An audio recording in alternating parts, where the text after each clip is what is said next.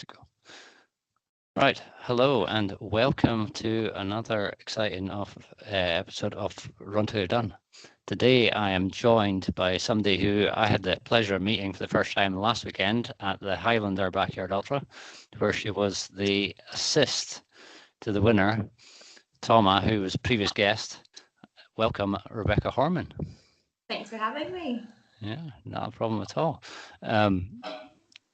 Right, we're obviously talking about your recent assist, but we'll start off with, how did you get into running?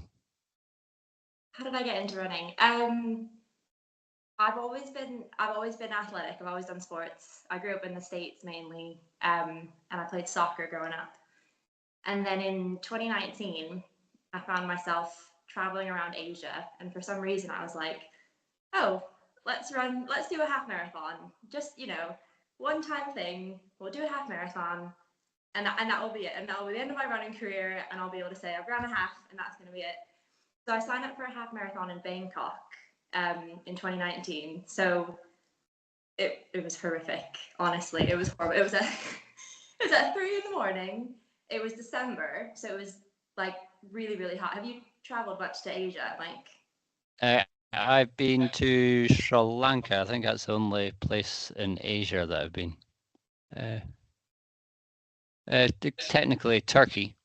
Okay, fair enough. Yeah. Well, I mean, like the weather is. Oh, it's warm. Yeah, it's very warm. It's humid. Very warm. Yes.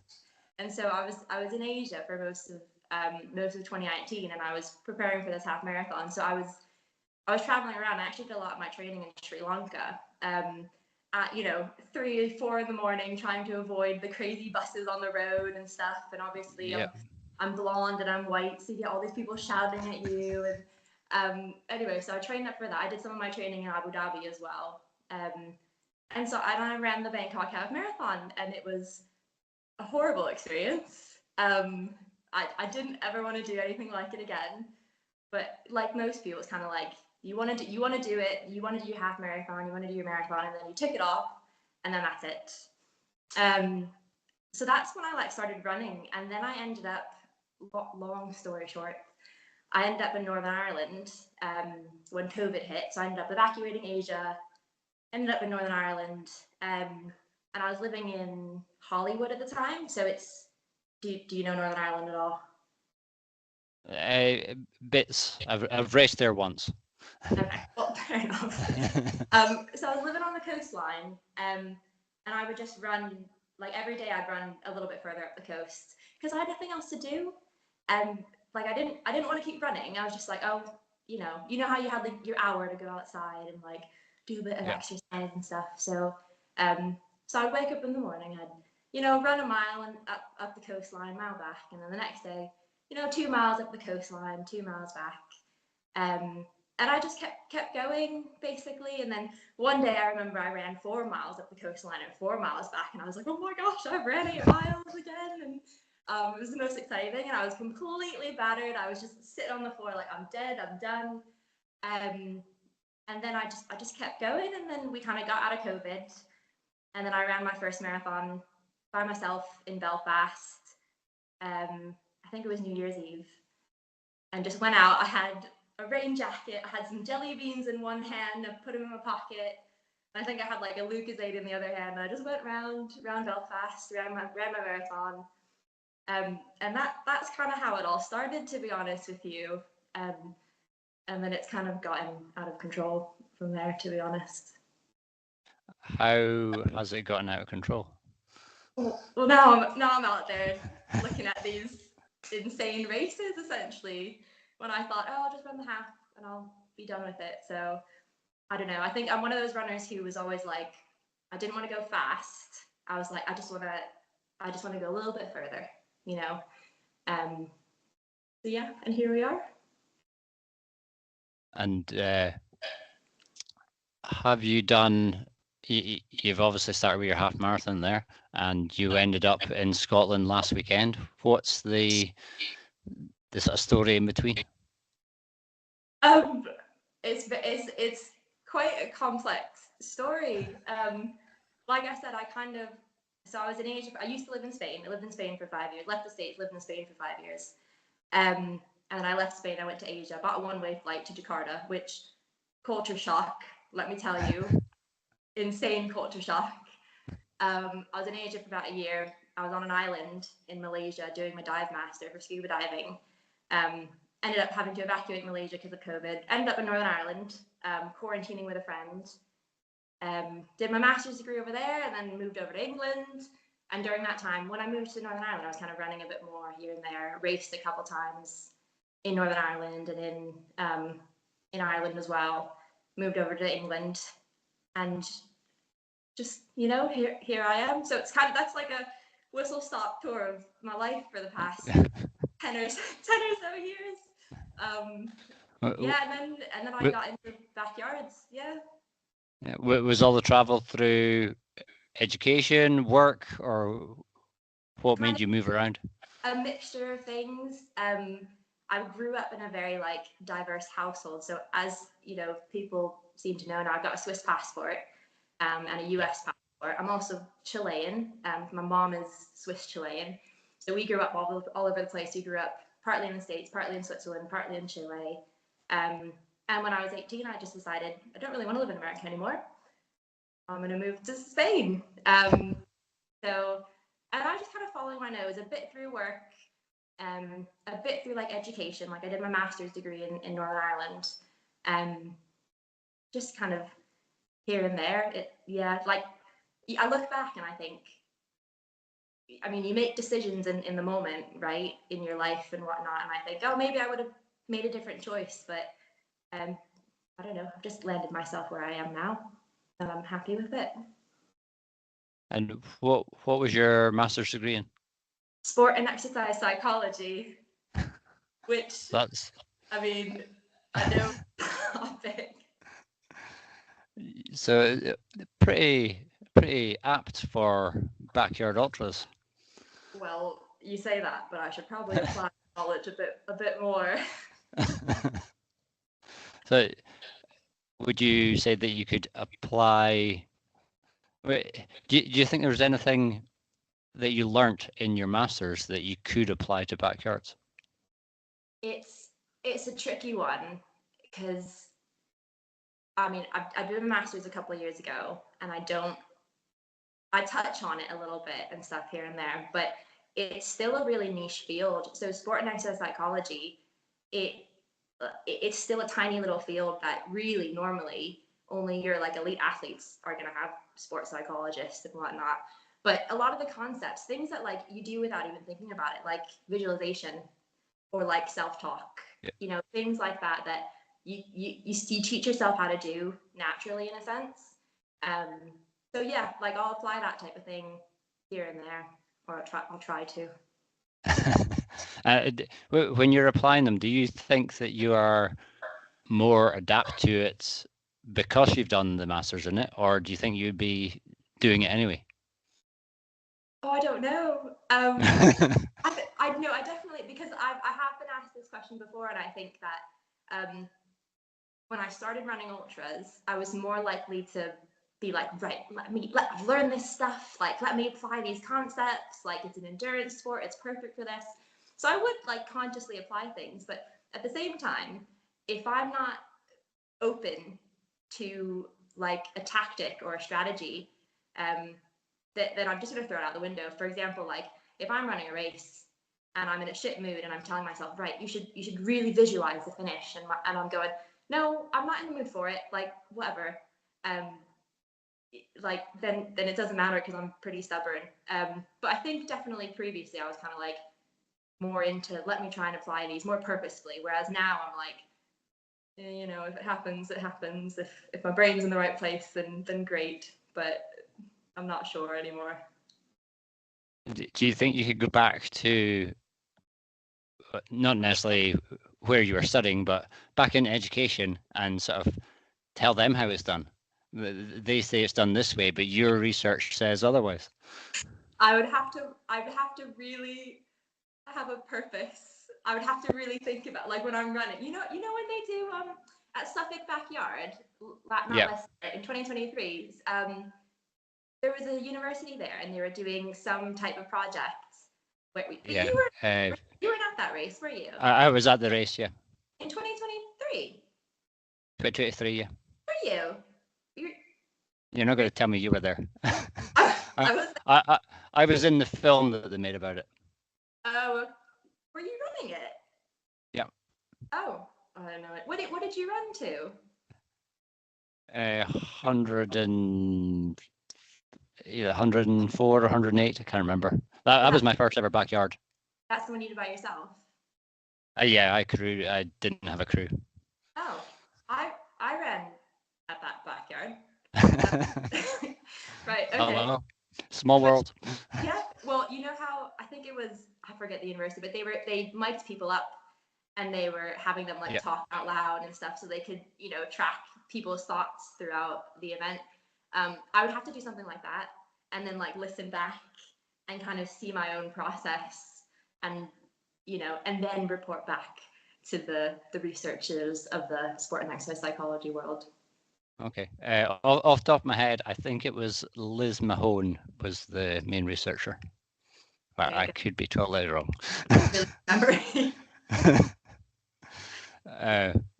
They've recently published a paper on it. Oh, did they? Oh, I'd like to read that actually. I'll try and get a hold of it for you. Going back, whereabout in America are you from? I'm from Philadelphia. So like, cream cheese, Fresh Prince. Cheesesteak sandwiches and Rocky. Yes, that's the one. That's I've been there once. Okay, in the airport. No, I was visiting somebody in New York, and we took a day trip up to Philly. Nice, very good. Yeah, it's a good city. It's a great city. I'm not from the city, from a suburb, but I'll make it easier to say Philly. Yeah, somebody who I went to uni with stays just outside Philly, but I can't remember. My Name is Earl. Whereabout was that filmed? Which one? My Name is Earl. I don't know. Yeah, it's a TV program. I'm pretty sure he stays in the same village or town as that was filmed. Yeah. So that's just outside Philadelphia. So there you go, random knowledge. Fun stuff. Right. The other thing that you said that you did, you played soccer a lot. How was that? What kind of level was that? So I grew. It's really popular in the States, soccer. And we're gonna call it soccer. It's really popular in the States. That was like my main sport growing up. I did all the sports. I swam a lot as well, but that was like my main one. Like my whole world really. So I played semi-pro for a year in New York. And then when I moved over to Spain, I played Division 1 with them for a while, but I played five-a-side over in Spain. So a bit of a faster game, more technical. And then when I moved to Asia, I was planning on just taking a year off, essentially, because I just needed a break. A lot of ankle injuries and stuff. And then I never went back to it, really. I tried picking it back up again in Northern Ireland, but I just had this amazing team in Spain, and I couldn't. There was nothing that would compare. So I kind of gave it up. Plus, I started running a bit more, and I thought, you know what, let's try something different, because you can kind of age out of soccer, and you kind of age into running in a sense. And plus, most professional footballers is sort of like 30, you're getting old, whereas running 30 is young. Exactly. Yeah, and I love that, because I'm 28 right now, and I'm like, just chilling, like we're just chilling. Hit my 40s, and we'll be getting somewhere. But yeah, it was my whole world for the longest time, and then I kind of fell out of love with it in a sense. And but now all my time is occupied by running anyway. I wouldn't have time to play. So, getting back to why you're on here, the backyard. It's just been over a week. How are you feeling? I'm all right. Yeah, I'm amazed at how fast I've kind of recovered from it. Sleep was a bit funky for a while. I mean, you know how it is. you're sleep deprived, so you kind of conk out, but then your body wakes you up in a sense. Yeah. So that was a bit, touch and go as it is. But it's crazy because I compare Highlander, more 150 miles, to beginning of June I ran Scotland 100. It was about 110 miles. And my Scotland recovery was really, really tough compared to where I'm at with Highlander now. So a week out, and I've ran a half marathon yesterday, and it's physically I'm fine. It's just my feet are a bit sensitive from being on them so much. But honestly, it's back to a bit of a better sleep schedule. Never have a problem eating. I will always eat absolutely everything. So yeah, I'm quite happy with the way recovery has been, to be honest with you. Quite surprised. And I had no blisters because my crew is an absolute legend. Scotty, I don't know what he did with my feet, but there no blisters, nothing at all. It was incredible. So yeah, we'll be back at it soon. Yeah, well, just to big up, who was your coach? Not your coach, your crew. What have you got anything you want to say about him?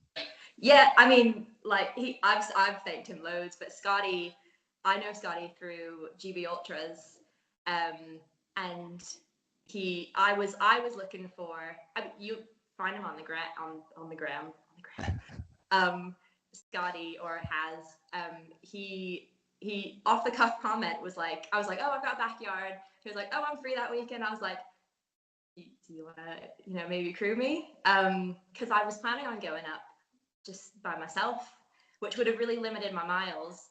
And he was like, yeah, go on. And I had no idea. I thought, I'd be, kind of teaching someone how to crew me out of backyard. So I wrote him this like Bible essentially with like all these different notes. I don't know if you saw it sat there on the chair.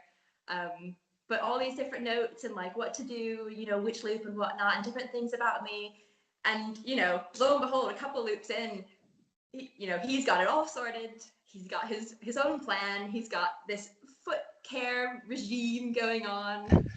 So he was absolutely amazing. So honestly, I do not think 36 hours would have been possible without him, or if they were, my feet would have been suffering a lot more than they were, honestly. And it's that crew that you come into, and you literally just sit, and your food's handed to you. All you got to do is eat. It was just, he was absolutely incredible, like absolutely incredible. I'm hoping to take him with me to Switzerland in October. So fingers crossed. Yeah, because your 36 yards that you did, that's qualified you for the Swiss team in the what are we calling it nowadays? The World Team Championship for backyard ultras. It's called the World Champs. It sounds really cool. Yeah. But and you've already said you've got a Swiss passport. That's what's qualified you for the team. And 36 yards. How far up the at large list does that get you? So I think I'm 8th right now. So kind of right in the middle, which is a lot higher than I planned on being. I kind of just wanted, the plan was, because going into Highlander, I wasn't even sure, like I was gunning for it, but I wasn't like, not kind of like you, where you're more like, I'm gonna run, at World Champs in October, like, that's it for you. I know you wanna go on, probably wanna go to bigs and whatnot, but for me it was kind of like, yeah, if I can get a spot, cool, I'll get a spot. If it doesn't happen, it's all right. But kind of telling myself I didn't want it in the way that I did want it, to save myself from disappointment. Because I ran 27 yards at Devon and Cornwall last year, and that put me on the top 15. And obviously, that was quite early on, so I dropped down to 17. And then I was gonna run at Cowshed, and that was my plan. I was like, right, I'll try and hit 30 at Cowshed, and we'll see how we go from there. And then Cowshed got cancelled, and I realized, I was like, oh crap, you know what? I do actually kind of want to give this a go. Like the fact that I got cancelled, and I was like, you know, like I don't just want to sit on it. So I went for it. I really only needed 30 to kind of push myself over the edge. But I kind of realized as Highlander was going on that I was like, maybe I do want this a little bit more than I'm letting myself think I do. And I mean, I guess that just comes with, I had to be there and experience that change of emotion and that understanding of what I actually want. Let myself want it in a sense. Because I do a lot of that where I'm like, oh no, I don't actually care. But I do care. So, yeah. Well, I think there was several people, including myself, that were not letting you stop. You might have thought that you were doing 30, but you weren't getting to. You were earning that place on the team, just like Toma was earning his place. It was really funny because I was so excited to meet you because I think you posted something on the Highlander group the morning of, being like, oh, you're marshalling. And I remember looking at it and be like, oh my gosh, Mike's gonna be there. Like, I'm so excited. I'm such a huge fan. Like, I was so excited. And then I rock up and I'm like, where is he? Like, he's here somewhere. And then I was speaking to Richard Goldsworthy, is it? Who I know Scotland 100 because he won the men's race and I won the females race. And I was chatting to him and you walked by and I was like, oh my gosh. And then we took a picture and I was like fangirling hardcore. And then I was like, 30 hours later, I hate this man. I hate everything about him. I hate his guts. Like, he's just making me run and run and run. It was so funny to me afterwards, just looking back on it. I was like, how the things have changed over the course of what 20 hours. Or 36 hours. Well, there you go. But by 36, I was all right. Well, I was all right with you for a little while. It was touch and go for a bit. Yeah, I'll accept that. You earned your place. Thank you. So, you were saying that you did the Scotland 100. You won the female race in that. You've won other races as well. You've won at least one backyard that I know of. Big question. You like to travel around. So what are you going to do with all your trophies? If you move. Yeah. I've actually just had to put a new shelf up in my room for them, but to be honest, the last time I packaged them all up when I moved to England, I packaged them all up and put them in a box and shipped them over. But hopefully I'll be here for a while, so we'll think about that maybe later on in life. So, what's keeping you in England at the moment? Are you working? Yeah, I'm working. Races, just loving life. To be honest with you, I work. I've got a full-time job and whatnot, but really, I think I've got a really good thing going in England right now. I like where I live. I live in like Manchester area in Stockport. So it's a really good location. I've got the peaks, literally 30 minutes, lakes 2 hours, Snowdonia 2 hours. I think I've recently just especially the past year, I've kind of fell in love with my own life in a sense. Sorry, the cat. We've got a 3-legged cat, so it's good fun. I've got 2 cats at home, so there you go. But I think especially with running, and I never really thought it would kind of get.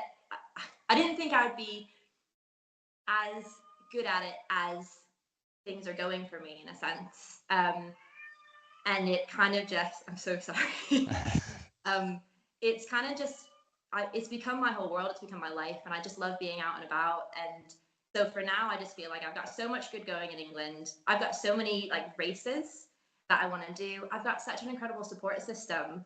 I mean, after Highlander, I was overwhelmed with the messages and the posts and everyone just you know, encouraging me and cheering me on, and they don't even know me. And you know, just this amazing support system of people that just for whatever reason believe in me and, you know, think I can do cool things. And it just makes me feel like, right, it gives me the confidence to give these races a go that terrify me. And the more that happens, I'm like, right, well, I want to do that one now. I want to try and do that one. I want to try and do that one. So I've got too many reasons to stick around right now, and too many things I want to try, and too many places within the UK that I want to go. So yeah, that's kind of what's keeping me here for the time being. Good. In the Highlander, yeah, talking about people that knew what you were doing, blah blah blah, etc. Every lap you walked out of the corral, and probably for at least half a mile while we could see you, you were walking, and people kept on saying to me that you're going slow, and I told them, no, it's okay. She knows what she's doing, and it obviously showed that you did. Was that a conscious? I'm walking to show people that, or is that just your thing that that's how you do it? Yeah, it's just my way of running backyards now, and it's not only mine. Like a lot of people do it. As you know from running with some really good backyarders. I ran Rasselbach was my first backyard, their first event, and I ran 45s at Rasselbach, and I wiped myself out. I ran 20 hours and I just destroyed my legs. And obviously the weather was really cold that year. That's the year Kaz set the female GB record. But I hit a wall, and that was it. My legs just seized up. And then I ran over in Suffolk, and I slowed it down quite a bit.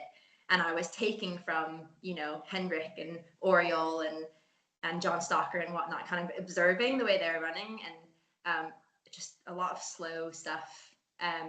So I gave it a bit more of a go, and I DNF'd at 28 at Suffolk. So it worked quite a bit more. And then I just applied that at Devon and Cornwall. And it just works for me, to be honest with you. And especially a course like Highlander, I think it really works because the fast part of the course is the second half of the course. Yes. And I don't like running on flat when it comes to backyards. I feel like it takes up so much energy. And then as well at Highlander, the first chunk is grass. Why would you want to run on the grass? It just zaps your energy. Like I don't like running on grass. So it just works for me. It really does. And yeah, I just find that it helps me not get caught up in like the hustle and bustle of the race as well. Because when you run with people, you know, you're getting the energy from everybody else. And for a backyard, you just need to stay calm. Like you need to just relax. An hour is a long time to get through 4.16 miles. And I find that keeping myself away from people, it helps me just, you know, stick to my plan, stay calm. Don't get me wrong, I like talking to people, but you know, especially at the beginning of a loop, I don't want to rush off. And yeah, so it works for me. I'll stick to it. Yeah. John Stalker has just done the Lakeland 100 this weekend, so it's different than a backyard. I've done backyards. I've done the Lakeland 100. Looking at that, you've just done the Scotland 100 and backyards. How does your training differ between them? It used to, when I started running backyards, because I ran 5 of them now. Oh, don't know why I've done that. That's horrible. What a waste of my time. No, I'm kidding. I've done 9, so I can't say anything. That just sounds. Wait, which ones have you ran? Suffolk, Lionsgate, Cowshed, Lionsgate twice actually. Castle Ward, Highlander twice.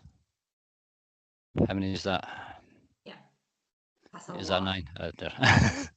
A lot of backyards. That's a lot of circles. Yes. So yeah, training differences. When I started running backyards, the first couple ones, I did train in loops, um, consciously to kind of get myself used to that. Um, it's so boring. It's so boring running. Like I just find it so grating to run in circles, training.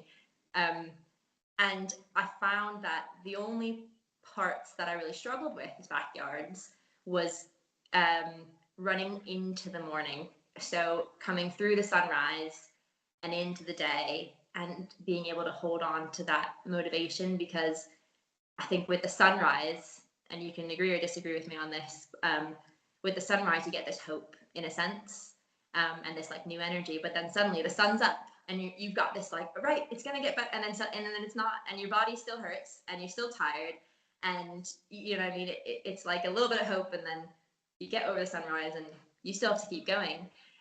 So I found that that's really what I struggled with.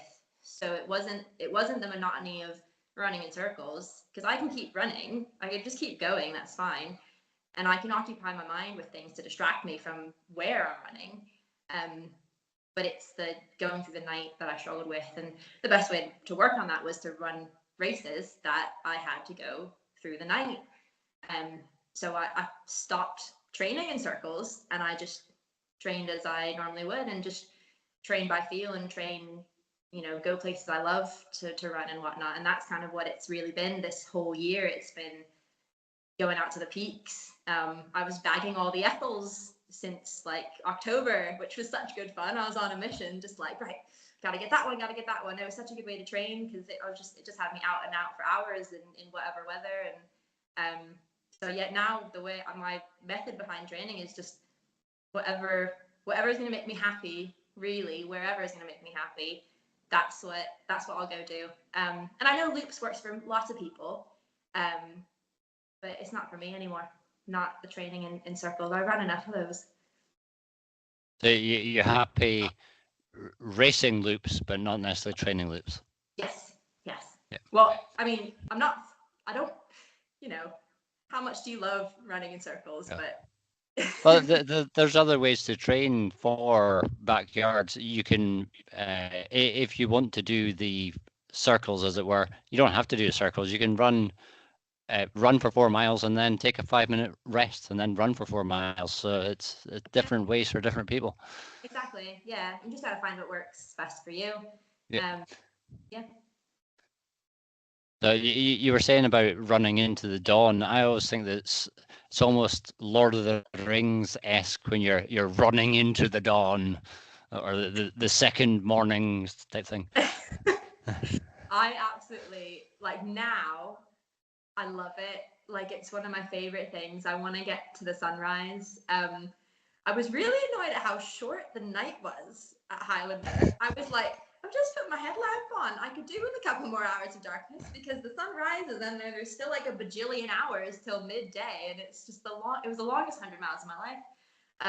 But I love it. I love running into the sunrise.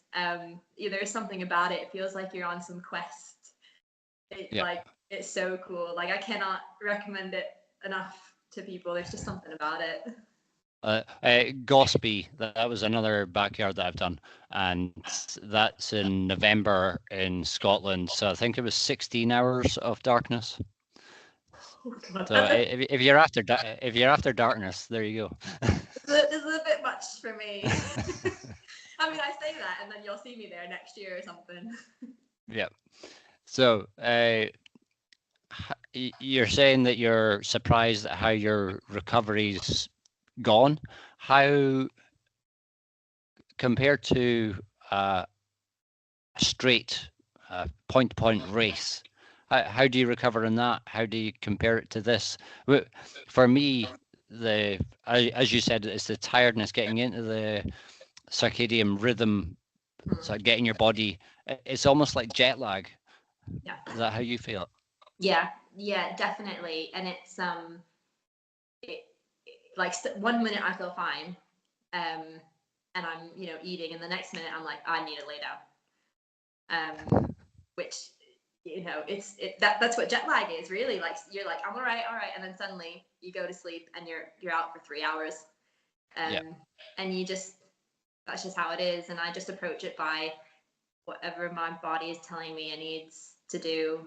We're just gonna go with that, permitting life commitments, obviously, because can't just fall asleep wherever if I'm out and about. Yeah, I think like the main difference that I see is physically, like aches and pains and niggles. Again, like Scotland 100, I took a toenail off after the race, maybe 2 or 3 toenails off. Just had to take them off because they were just blisters and no fun. But that's because my feet were wet the whole time, and different terrains and whatnot. But like with the backyard, you know what you're doing each lap. You know what's happening. And we didn't get too much. We got a little bit of rain, but it wasn't too bad. So I think the main differences for me are obviously sleep is always going to be a thing, but even for like a shorter, like a 50 miler or a 100K, I'll have more like random niggles because of the terrain differences and the elevation gain and stuff, than I will on a backyard, I think. Yeah. A lot of people say that toenails coming off, that's just a badge of honor to say that you've done it. So I mean, I never have 10 toenails at one given time anymore. I know some people from America actually that they paint their toenails, but they whether they've got toenails or not, they just paint the toenail bed. Is that what you call it? So just to pretend that they're there. Do they paint them black? I've heard that before. Where people are like, I'll just paint them black. I'm not sure that they were trying to convince me to do it. It was like, nah, it's all right. Oh, maybe you should. Maybe you should. Maybe one day. But other than toenails, and not necessarily this race, but have you had any major injuries? No, not since I started running ultras. I think what I'll get here and there, and less now, more when I started like really ramping up my mileage. It was like kind of overtraining injuries, because I just started running more essentially, which you're bound to get things as your body adapts to it. So things like that. I get like some tendonitis flare-ups here and there. Like normally in like colder weather. So yeah, but a lot of it is there are more things I know are my weaknesses. And we all do this. If you know you have a weakness and then you neglect to work on it in the gym, for example, because we all love the gym, then it's gonna bite you back, isn't it? So there are things that when I do get these like I don't want to call them injuries, but like little niggles, I'll be like, yeah, well, that's my fault. I haven't been focusing on that, so I knew it was gonna come. But I've never had a break or anything like that in my life. Yeah, good so far, thank goodness. Long may it continue. You say you go to the gym. You muttered that there. Do you do any other cross training other than, well, you've stopped football with feet? I used to cycle a lot more. I don't anymore. I don't really have an excuse. Well, my bike's on a flat tire right now, so that's my excuse. And there are no brake pads, so I can't really cycle. So that's my excuse for that. I try to swim every so often, but it's more like I'm going to go swimming this week. And it happens maybe once a month. It's a lot of running. And then gym probably like 3 to 5 days a week. Okay. Well, my introduction today was going to be somebody that epitomizes a strong, independent woman, and that was going to be you. So I'd say that you've got no excuse for fixing your bike. No, you are 100% correct. I really need to do it because actually the other day I had a friend and he was training, with a good friend of mine. He was training for an 100K, Liverpool to Blackpool, I think it was. And I was like, right, I'll go on a training ride with you. We'll do like 30 miles in the morning. Night before, I was like, this will be a good reason to fix my bike. It'll get me to, sort it out. Because I can sort it out. I know how to sort it out. Night before, I was like, I haven't fixed it yet. I can't go with you tomorrow. But I know it's on my to-do list, but my to-do list is lengthy and I ignore it most days. Fair enough. You've got runs to do. Exactly. Yeah. So, Scotty was crewing for you. What was he making you eat? So I don't eat any of, and I told you this, I don't eat any gels, anything that's really like artificially tasting. I can't do it. I used to do it. I used to eat like goos and cis and stuff like that, or whatever the appropriate pronunciations are for these things. But one day I was running in the Cotswolds and I had a goo gel and it came right back out, and that was the end. So I eat a lot of pretzels. Like, I don't know if you've seen them, but like they're from Aldi. They're like these jalapeno pretzel chunks, or like mustard and honey pretzel chunks, and they're amazing. And I eat probably a pack a day, no lie. Or just like regular pretzels. So that's a lot of what I eat. I'll eat like shop blocks, a lot of soup at backyards. Nothing dairy, like that will just destroy me. I'll just vomit that right back up. Yeah, so like soup, pot noodles, things like that. Potatoes, but I didn't have any potatoes. I didn't bring any potatoes. But I love it when a race checkpoint has like just boiled potatoes. Sweet potatoes as well. Those are really good. Yeah, I eat a lot of pretzels. So you said no dairy. Is that a dietary thing, environmental, moral, or just it doesn't agree with you? I just can't take it when I'm running. It just flips my stomach. That's just from experience. So I would love to, like, you know how sometimes they have like little, at races they'll have cheese chunks or something. Yeah. No, just can't do it. And for some, I always crave milk when it's like a really hot day and I've been running. And I could quite literally go on a run in the heat and then come home and chug, a gallon of milk, a gallon. But yeah, I can't do it. And it's just from experience. So, yeah, so I just stick to the simple things. It is something I need to work on with backyards, is getting heartier food in. Because also when you started chatting to me, I was like, I'm starving. I forget what loop it was, but I was absolutely starving. And for some reason, it had hit me right there. And I'd been eating really, really well, but just not enough. Yeah. So yeah, no, it's something I do need to work on. Yeah. During a race once, I had milk at one checkpoint, and then not that long after, it might even be in the same checkpoint, I had orange juice. Ooh. And it was 5 minutes later, the least unpleasant vomiting I've ever had.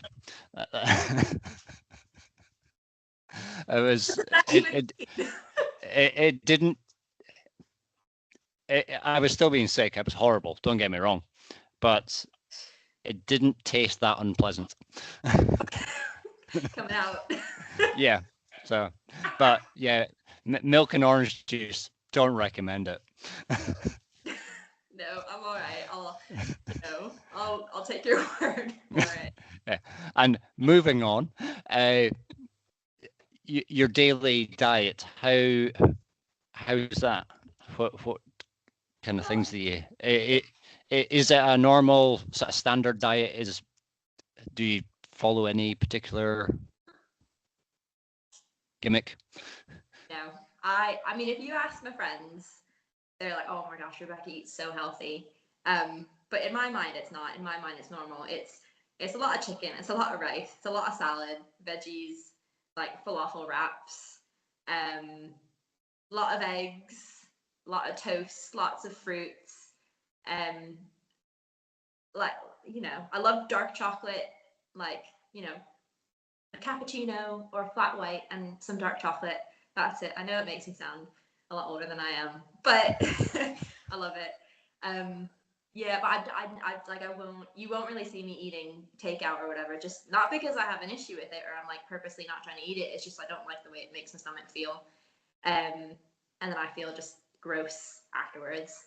So I think I've just the food I like is healthier food. Yeah. And I think that's kind of what happens when you implement that in your diet and your lifestyle, it becomes what you prefer. And I've just done that for so many years that it's, that's kind of what it is. But then, I'll run an ultra and I'll chug a gallon of Coke and then I'll apologize to my dentist ages. But I think if you're having that as a one-off, compared to most people, it's probably fine. Yeah, that's what I tell myself. What kind of shoes, kits were you wearing, or do you normally wear? Were you wearing during the race? What protected you from? You said it wasn't raining. What helped with that? But it was a little bit. But I'm a hardcore Innovate fan. Like, I know Thomas is the same. We were wearing the same shoes for a lot of it. A Trail Fly, but like the old Trail Fly, the one that you can't really get on the internet anymore. Which I'm trying to buy them all out, basically. So 7.5, I'll have it. So like any Innovate shoe, really, I'll wear it. I love it. I had my Trail Flies, and then I had a pair of Speed Goats as well, and then I had a pair of Ultras. Now, I am really bad with kit. I kind of wear whatever. I don't take care of my kit either. So Scotty saw my shoes and he was like, these still have dirt on them from the Southern Up way. Like, yeah, but most of the time you'll see me in a Trail Fly. Yeah, I'm pretty much the same with my kit as well. That's what the washing machine's for, and then if it doesn't come off, then yeah, you wear it again. It's gonna get dirty anyway. That's exactly it. That's what's the point if it's gonna get dirty? And so yeah, that's my thought. But other people are different, and they like to take care of the kit. And yeah, kudos to that. that's what makes us all individual. Yes. So you mentioned a few different brands there, so that suggested to me that you've not got any sponsorship. No, I don't. Maybe someday. Yeah, if somebody wants to pass on some free kit, then feel free to either of us. My dream would be to be an Innovate ambassador. I would be loving my life even more than I already do. But for now, I'll just keep plodding along. Good. Deep question for you. What do you think about when you're running? Yeah, like day to day. If I'm going for a slow run, I'll put a podcast on, and that will occupy my mind. Pretty standard run, I'll have music on, and that will occupy my mind. When I race, I don't listen to music unless I need it. So, like at a backyard, obviously you have a lot of time to just be with your own mind.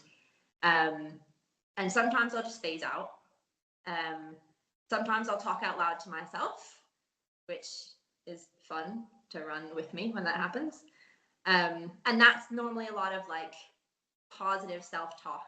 So that will normally happen when I'm kind of not loving everything, or something's bothering me, or I just, everything's just really grating on me, and I feel like it's taking ages to get from mile 10 to 70. Do you know what I mean? Although it obviously does take ages, but especially in backyards, I hate the first 50 miles because I feel like it's so boring. Can we just not start a day in? Yeah, I don't know. It's just so boring. You're not in the fun bit yet. Do you know what I mean? Like, so I don't know. Nothing hurts yet, so you're kind of like you've got nothing to push you along. a lot of the time I'll do a bit of visualization here and there, but that's normally like a latter half of a race. I kind of tug at old memories and just things that have happened in the past, and I like to replay them in my mind. Good things, bad things, just experiences, and that will kind of occupy my brain quite a bit, just replaying like scenes from my life almost. I know that sounds a bit strange. I don't know if you do that. uh, I'm not sure, because I don't know what I think about. So nothing. Yeah. So what I always say is, to be good at a backyard, you need to be comfortable with your own company. Yeah, you really do. So, people say it's the most interactive with other people that you can in a race, but sometimes when you're getting into the like 30 hours, the course is actually spread out, so you're on your own. Yeah, or you don't feel like talking to people. There was one loop where Thomas hung back and started the loop with me, and he's lovely, absolutely lovely. But I just didn't feel like chatting in that loop, and he was trying to have a bit of a conversation with me, and I was just like, I kind of just want to be in my own head here. But yeah, I don't know. Like, I guess it really depends. Anything to help me kind of pass the time, really, and then music if I really need it. But you say that about backyards, it is really social, but at the same time, I find that it drains me. So you have this huge opportunity to chat to all these people, but especially in the early hours, if I'm chatting too much with the people, I'm giving so much of my energy, because I get like really socially drained really quickly. So I find that I have to hold myself back and not talk to everybody. Okay. What? Tell me about before races. Do you get nervous? Oh my gosh, I'm shitting myself every time. I hate start lines so much. I hate start lines. Not as much as I hated you the other day.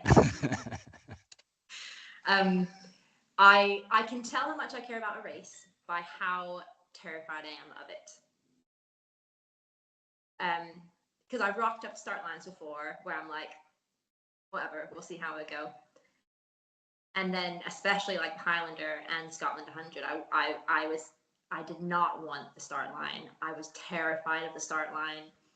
I like Scotland 100, at every single checkpoint, I was basically telling all the marshals, I was like, I just want to finish the race. I just want to finish the race. I was like close to tears so early on in the race, being like so emotional about it. Like, I just want to finish the race. I don't know if I can. I just want to finish the race. And I was terrified of that start line. Same with the Highlander. I was just like dreading the start line because I cared more than I realized I cared. So normally I'm shitting myself on a start line. I may not look it, but Do you think that's because you're excited about it? That's why you're almost terrified of it, because you really want to do it. maybe. Sometimes I'm just scared of the course. But it's just so much unknown, especially in your longer distances. And I get scared of like, what's going to happen? How am I going to handle this? How's my body going to react to this?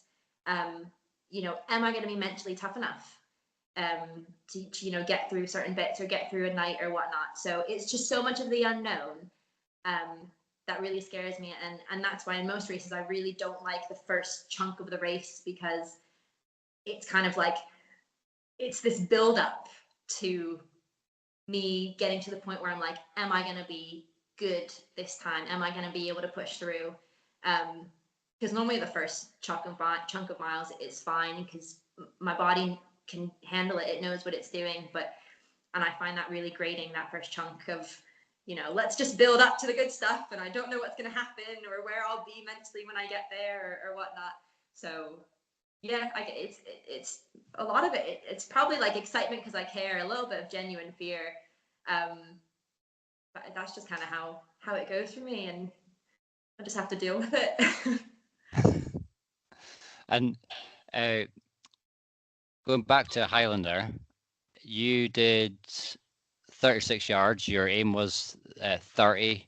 You weren't getting to stop, but you put a post on Facebook saying that you had made a deal with Thomas. Care to explain that? Yeah. So so it was pretty early on in the race. Like you meet people, and I kind of, just when you chat to people, and I was chatting to Joe, the one who proposed to his girlfriend at the end of the race, another really, really lovely guy. And I think I forget which one it was, but he had won a backyard a couple weeks beforehand, I think, with like 26 hours. And I knew he had big goals. And then there was Thomas, who he made it clear from the get-go what his goals were and what he wanted. Yeah. And backyards are a bit of a game in that sense. Like, are you going to tell people what you want? Are you going to tell people what you've done? What information are you going to give about yourself? Which is a whole mind game, as you know. And Thomas made it really, really, really clear early on. And just seeing the way he was running, I could tell he's really, really strong. Like, he was everything super chill. His attitude was great. And again, you know how it is. You see people kind of decay a little bit, just by the way they're running or their attitude or whatnot. He was chilling. So I think in about like 26 or 27 hours, I think it was past 24 hours, we had a chat. We were going up that hill because we had our rhythm. Basically, we would, do a little bit of the hill together, and then he'd leave me, and then, and he was telling me what he wanted, what his goals were here. And I was thinking to myself, right, well, I want 30 hours. And I'm not here to prove loads of things, essentially. After Scotland 100, I just had this I don't know, this mentality of nobody can take that from me, because I was in shock that race went the way it did. And I was like, I don't have anything to prove right now, because I'm in awe of the fact that race happened the way it did. And I was like, 30 hours, I don't need anything else. That will get me on the Swiss team. I can make a decision from there. And here's this guy who really clearly wants this spot, and you could see how much he wanted it.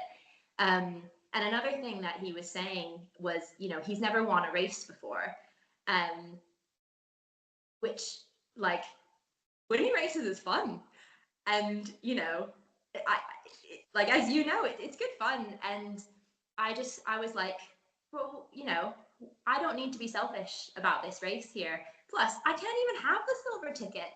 Like, I think, because I've been running under the Swiss flag sounds really legit. I can't even have the silver ticket if I wanted it. And I didn't think, I was on the live stream last night with Eric and Jonathan with Rasselbach, and I saw that if I had taken the win, then Julie would have gotten on the list, and I was like, oh, I didn't know that, but oh well. Sorry, Julie. But yeah, I just had this moment. I was like, you know what? Like, if he can get me to my 30 yards, because you don't know what's going to happen. Like, we might feel strong at 27 yards and then everything blows up. So I was like, if he can get me to my 30 yards, get me on that team, I will happily, if it comes down to me and him, which I think we both had a feeling it would, then he can have it, because I win in so many ways. I get my spot on the team. I get the female Swiss record, final female in the event. Like so many wins for me. Like, I don't have to be selfish about it. And he gets his spot on the squad. And then we're running out in October against each other, essentially. So yeah, it was a conversation that we had, and I just didn't feel like I didn't feel like I had much to prove, or why should I try and take that from him if I've got everything that I came for and more? It sounds justified to me. Has anybody from the Swiss team acknowledged your achievements your record? So the record is a bit of a weird one because we were trying to figure it out if it was actually a thing at first. Um, and I've spoken to Eric from Rasselbach again, and he kind of does a lot of the backyard stuff. And he was like, "Yeah, it's confirmed. I'm in contact with the guy who organized the Swiss team, because he messaged me a while back when I ran Devon and Cornwall, just to be like, are you actually Swiss? Because it was kind of all over the place. But yeah, so basically, Eric has confirmed it. Laz has confirmed it. That's all I got. Okay. When you're in Switzerland doing the race, we'll be virtually racing. I'll be in Suffolk, and you'll be in somewhere in Switzerland. I don't know where you're. Do you speak German? Is it the speak? I used to growing up, because my mum spoke, but not anymore. No. It's all gone. I'll understand quite a bit, but nope. So it'll be great fun that. So you'll be Google translating everything that people say to you. To be honest with you, a lot of the time, a lot of Swiss, first of all, they speak really good English. Oh, as a point, everybody there will speak English, so there's nothing to worry about. And I think you get a lot of people similar to myself who, like, they have a Swiss passport, but they're not solely Swiss. Yeah. You get a whole mixture of things, but I will make it a point to, better my Swiss German over the I think the French as well, maybe. I'm not sure. Yeah, depending on where you are in Italian. Yeah. But I have no idea where the race is, to be honest with you. I need to figure that out at some point in the next few months. I think technically I've raced in Switzerland, UTMB, starting in Chamonix in France, going into Switzerland, into Italy, and back into France again. So yeah, there you go. Beautiful part of the world. Yeah, beautiful part of the world. I can't remember much of it, but there you go. Right, few questions to wrap up. What's your preferred race distance? I always say a 50 miler. I love a 50 miler. It's like, I don't know, it's just such a good distance because it's, and people are going to really hate me for saying this almost, it's short enough that you can race it, but long enough that you can feel the pain of an ultra in a sense. Obviously depending on the elevation gain.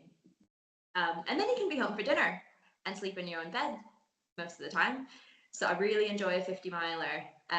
But recently especially this year, and if you look at like my race history and stuff, you'll see that this year I've really been pushing to longer distances.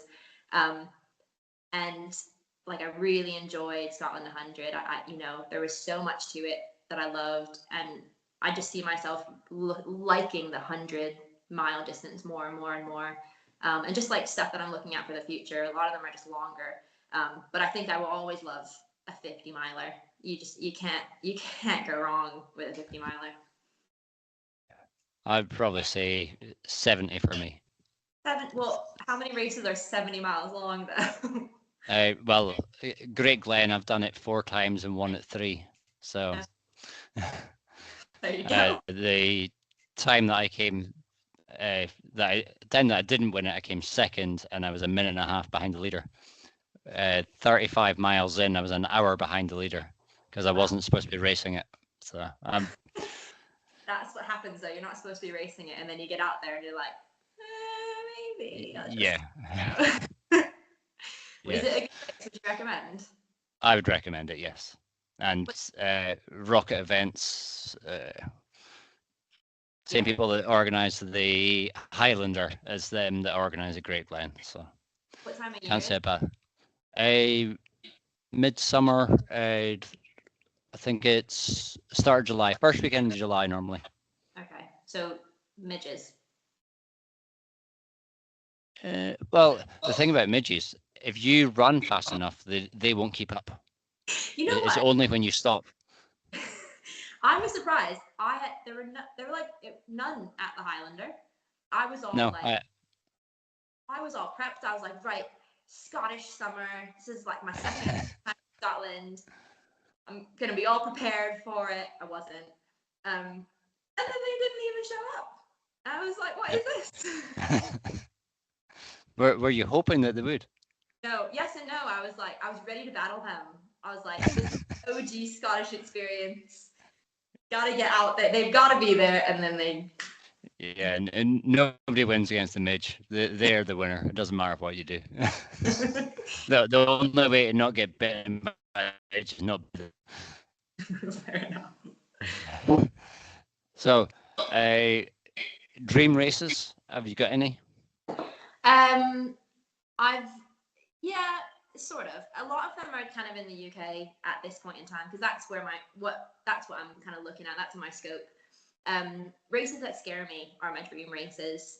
The Spine terrifies me. I'm running Challenger North in January, which scares me shitless. But like the more I up the distance, the more I feel like, right, okay, maybe I could do it, maybe not. So those types of races, like I'd love to do the Dragon's Back just as kind of like a bucket list race. I'd love to race more abroad. I've raced a couple times in Spain and Portugal. Yeah, like race. Yeah, I don't know. Really, really long races essentially. But there are no like names that are like big on my list. It's kind of like I'll see something, and if it terrifies me, I'll be like, I kind of want to do that. But right now, it's kind of the Spine that really, really scares me quite a bit. I find it funny that you say you'd like to race abroad more when you're probably the most multicultural person that I've had on the show. So there you go. But it's funny, I don't. Obviously you got like Hard Rock and Badwater and all those races in the States. I don't have an interest in racing in the States right now. For some reason, this is going to be good fun. I am heading over to Malaysia in November, and I'm doing there's a new by UTMB Malaysia race, which don't ask me about my thoughts on UTMB, but I'm going and I'm running the 50K, and I'm going to absolutely die in that heat, but it's going to be a fun experience. So there you go, racing abroad from the UK.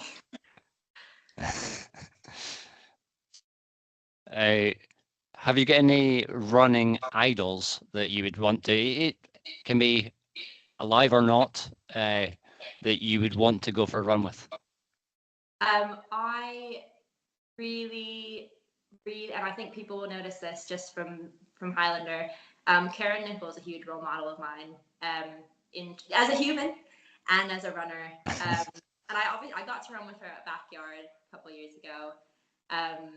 So yeah, she's one of those people who I'd love to run with her any day. I think Courtney Dauwalter would be just such good fun to run with. She seems like a riot. Kick my ass because she's an absolute legend. But she seems like she'd just be fun on the trails, just like have a great time. But yeah, there's just like a lot of like local people who I think they're great. So when I lived in Northern Ireland, I don't know if you know Ricky Wynn. He's an incredible Irish runner. You should look him up. He's great. Went running in the mornings with him, and I was like fangirling the whole time. I was like, oh my gosh, he was up and down the Mourne Mountains like nothing, and I was like, oh my gosh. So yeah, just like a lot of local kind of people. That they'll ditch me in 2 seconds. But like even like I love to run with you. Do you know what I mean? Like you're amazing to me, and like yeah. So I think it's the people that are like tangible in my world who like they live a couple hours away, or I could run into them on the trails and stuff like that, who I think I want to run with them because I can learn the most from them, because they understand my world, they understand the world that I run in. Yeah, if that makes any sense. Yeah, no, it's a valid answer to me. You mentioned Karen there. Worth reiterating what your aim was for 35. Yeah, right. So you were like, you were like, right, you need to run 32. And I was like, right, okay. And I texted Kaz on that loop. I think it was the 30th or 31st loop. And I was actually really annoyed at you because you were like, Swiss record's 32. And I was like, I don't think it is 32. And so I was texting Kaz and I was like, is it 32? Can you please look this up? I don't know. She must have spoken to you, and anyway, and she was like, oh well, you should probably just run 32, just in case, just to keep it solid. And I was like, right, okay, whatever. Kaz is telling me to run that, I'll run that. And I was in a really shit mood at this time, and shit mood, but also still happy, as it normally goes with me. And then I roll back around, end of 32, and you kind of look at me and you go, Kaz's record is 35. And I wanted to punch you in the face, quite genuinely. I was just like, I hate this man. I hate him because I was like, you've got something on me here. You've got something pushing my buttons in the right way. That is it. I'm not just gonna go, yeah, whatever. I don't care. I'm gonna go, right. Well, he knows what to say for some reason. He knows what to say to get me to be like, oh, fine, whatever. So when I did 32, I was like, right, I have to do 35, and I was walking up the hill with Thomas, and obviously I made this deal with him, and I was going to stand by it because that's the type of person I am. And I looked at him and I went, Mikey's making me run 35. And he just looked at me like, you don't have to do everything Mike says. And I was like, no, I have to run 35. And then I ran 35, and then I was like, oh wait, 35 is not 150 miles. So I guess I gotta run 36. And that 36, I went on the 35th, and you're like, just don't tell yourself it's over yet. No, I went off the 34th or something. You said that to me, and then I came in the 35, and I had already decided I was running 36. But yeah, it was a lot of back and forth. I felt like you guys were playing mind games with me and like texting one another, being like, how can we trick her into running more? Like, what are they on about? Like, it was funny. You came in and you were trying to say one thing to me. It's like, it's all right. I've already talked to Karen, so we knew what we had to say to you. Yeah. And you were like, it doesn't matter what you say. Whatever happens, we know what's being said. Like, we communicate like with one another. Like, okay. I know that you had fed back to Karen that, oh, Mike said this, Mike said that. It's like, yeah, I know. Karen told me. It's fine.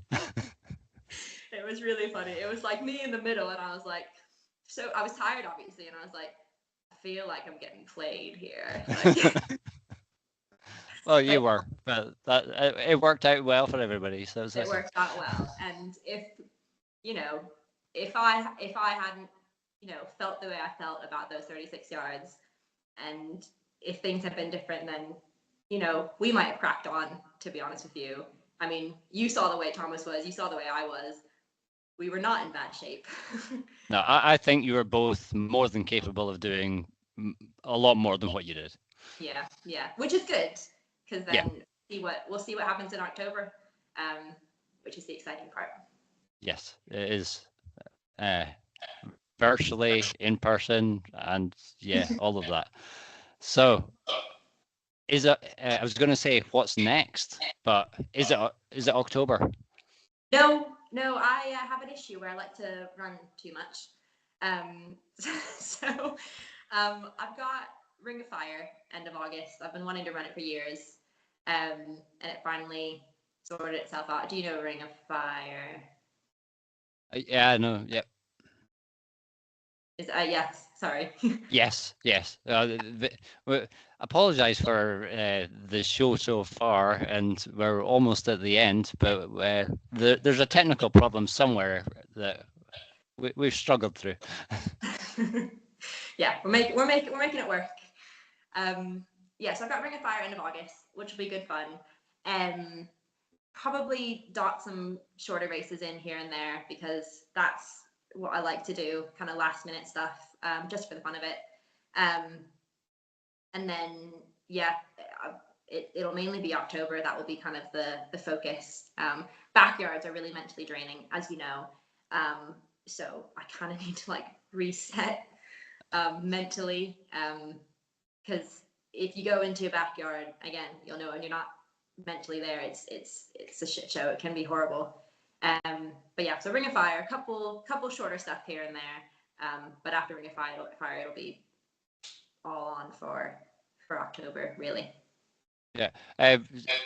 What you mentioned there, I heard something the other day about backyard fatigue. You think that's a thing for you, for in general? I at the moment I can't see me needing to take a time out, but how do you feel about that? I think so. But that might just be me because the way I am as a person and the way I live my life, and it's just how I am. I put a lot of emotion into the things that I do. So I give like a backyard. It just takes so much from me, emotionally and mentally, obviously physically, but so I find it really, really, really draining. And so, for example, even cowshed. So I raced the backyard in January, down in South Wales, pouring rain, like the whole time. I was in full waterproof kit the whole time, and I really had to pull a lot from myself to kind of keep going in that, because of the weather mainly. And when cowshed was meant to roll around, I was ready for it, but I felt a bit like, ugh, I can't completely switch on mentally for it. So yeah, I definitely feel like it's a thing for me. So I do have to take the time to kind of reset and recharge for October if it's gonna go well. Okay, well, I think we're going to wrap it up there, and all I can say is good luck. I'll be racing you in October. Thank you. Thank you very much for tonight, and thanks everybody for listening, and goodbye, Rebecca.